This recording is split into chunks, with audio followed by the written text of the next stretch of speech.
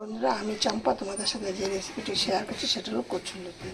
আশা করি কচুরলতি মনে হয় সবাই খেতে পছন্দ করো বা সবাই খায়। আর কাঁঠালের বীজ কিন্তু অনেকে কাঁঠাল খায় কিন্তু বীজগুলো ফেলে দেয়। বীজগুলো দিয়ে কিন্তু অনেক ধরনের রেসিপি তৈরি করা যায়। আমি এর আগে আমি 3-4 দিন আগে একটা ভিডিও ছেড়েছি রেসিপি, সেটার মধ্যে আমি পটল দিয়ে আলু দিয়ে কাঁঠালের বীজ দিয়ে রেসিপিটা করেছি। আজকে আমি করছি কচুরলতি দিয়ে, কাঁঠালের বীজ দিয়ে, নারিকেল কোড়া দিয়ে, আর হলো গিয়ে কালো সর্ষে, সাদা সর্ষে দিয়ে করব। তোমরা এরকম করে দেখবে। তোমরা একে একে সব দেখো। এই যে জলের মধ্যে আমি একটু দিয়ে দিচ্ছি, জলটা ফুটে গেছে। খুব বেশি করে একটা সেদ্ধ করব না। এই লতিগুলোকে ভালো করে কেটে এই আঁশগুলো ছাড়িয়ে ধুয়ে নিয়েছি। এবার একটু সামান্য সেদ্ধ করে জলটাকে ফেলে দেবো। বেশি সেদ্ধ করবো না, বেশি সেদ্ধ করলে আবার বেশি গেঁদে গেঁদে হয়ে যাবে, তাহলে আবার খেতে বেশি ভালো লাগবে না। খেতে ভালো লাগবে কিন্তু ততটা মানে কেমন একটা লাগবে।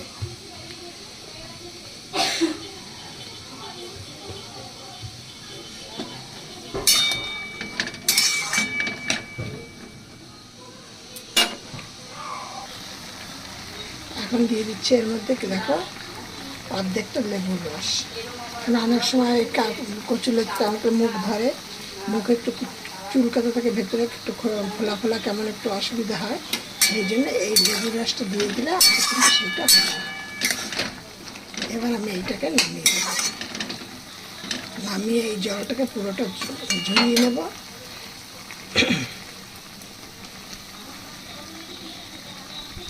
এর মধ্যে এখন কাঁঠালের বীজটা দিয়ে দিলাম। কাঁঠালের বীজটা দেওয়ার উদ্দেশ্য হলো কাঁঠালের বীজের মধ্যে কিন্তু একটা কষ থাকে, সেইটা দিয়ে নিলে পরে তোমাদের এই যে দেখো এটা জলটা কেমন একটু লালচে লালচে বসেছে, এই কষটা কিন্তু বেরিয়ে যাবে। এবার আমি নামিয়ে দেবো। এবার দেখো কড়াইতে আমি দিয়ে দিচ্ছি তেল। এটা কিন্তু একটু তেলের পরিমাণটা একটু বেশি দিতে হবে। এই দিলাম, আবার নামানোর সময় কিছুটা দেব। আর দিলাম আমি 2টো শুকনো লঙ্কা ভেঙে দিলাম, আর দিলাম তেজপাতা।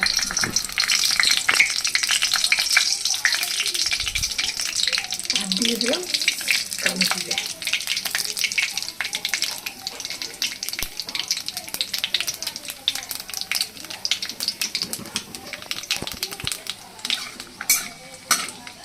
এবার এর মধ্যে দিয়ে দিচ্ছি আরও 4টে কাঁচা লঙ্কা চিড়ে। কেন এইটা কিন্তু কচুরলতি কিন্তু ঝাল ঝাল মিষ্টি মিষ্টি নুন নুন হলে, তেল তেল হলে খেতে ভালো লাগবে। দেখো দিয়ে দিচ্ছি 4টে কাঁচা লঙ্কা। এবার দিয়ে দিলাম নুন। নুনটা না দেওয়া পর্যন্ত এগুলো মুছবে না ভালো। এবার দিয়ে দেবো হলুদ।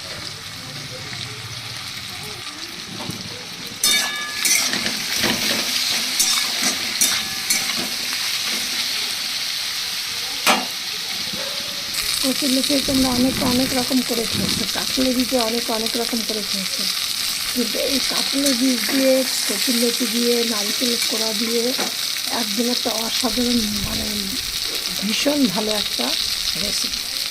তো আমি এবার এর মধ্যে আমি নারকেলটা কুড়িয়ে নিয়েছি, নিয়ে আমি মিক্সির বাটিতে একবার একটুখানি ফাটিয়ে নিয়েছি। কারণ নিলে কী হয়, নারকেল কোড়াটাও অনেক সময় একটু কেটে দেয়, তাতে কিন্তু অনেক সময় অম্বল হয়। আর এরকম যদি করে দেওয়া হয় তাহলে কিন্তু এটার কিছু হয় না। আর সর্ষেটা দেবো পরে, এখন না।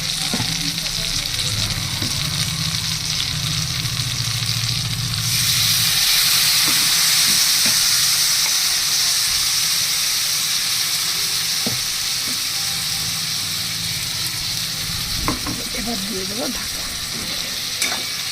নারকেল সর্ষে বাটাটা এটা দিয়ে একটুখানি হয়ে যাবে, তারপরে কারণ নারকেলটা একটু আগে হলে একটু নারকেলটা সেদ্ধ হবে, খেতে ভালো লাগবে আরও। এবার আমি এর মধ্যে দিয়ে দিচ্ছি ওই সর্ষে বাটাটা। এবার এখন কিছুটা চিনি দিয়ে দিচ্ছি, একটু কিছুটা তেল। এবার ঢাকা দিয়ে চাপা দিয়ে দেবো, গ্যাসটা লো করে চাপা দিয়ে দেবো। দেখো এখন কিন্তু আমার কাঁঠালের বীজগুলো তো প্রথমে সেদ্ধ করে নিয়েছিলাম, যে সর্ষে পোস্ত, তারপরে তোমার কাঁচা তেল সব দেওয়া হয়ে গেছে। এবার একটুখানি জল জল ভাব আছে, ওইটা একটুখানি দিয়ে কেটে যাবে, তারপরে নামিয়ে দেবো। নামানোর আগে তোমাদের সাথে শেয়ার করব।